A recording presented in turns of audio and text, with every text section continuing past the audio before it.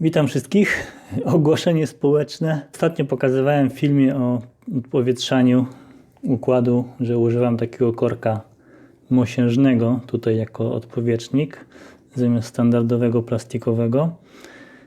Nie chcę, żeby ktoś pomyślał automatycznie, że skoro ja tak używam, to jest takie super zajebiście i na pewno będzie dobrze. Znaczy, sam tak w zasadzie myślałem. Używałem go ponad rok, cały czas tu był, nic się z nim nie działo, nie było żadnego problemu. Natomiast ostatnio stało mi się coś takiego, może to będzie widać.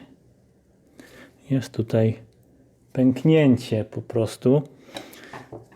Żeby była pełna jasność, ja nie mam żadnego dowodu, że to jest wywołane używaniem tego korka.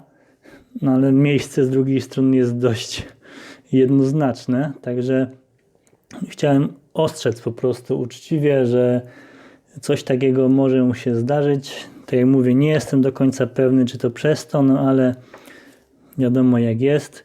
Z drugiej strony trzeba też uczciwie przyznać, że ta rura ma co najmniej 16 lat, a może i nawet 20, więc no jest taka dość już stara, że tak powiem. Ten plastik już jest taki bardzo, wydaje się, kruchy, więc jeżeli ktoś ma to nowe, świeżo wymienioną to rurkę i tak dalej i wsadzi coś takiego, no to pewnie się nic nie stanie, ale wolę o tym powiedzieć jasno, jakby co, jeżeli tam ktoś ma już stare i jakieś tam jeszcze oryginalne z fabryki, to może to niekoniecznie być dobry pomysł, używanie czegoś takiego. Także te plastikowe odpowietrzniki mimo wszystko chyba lepiej zostawić.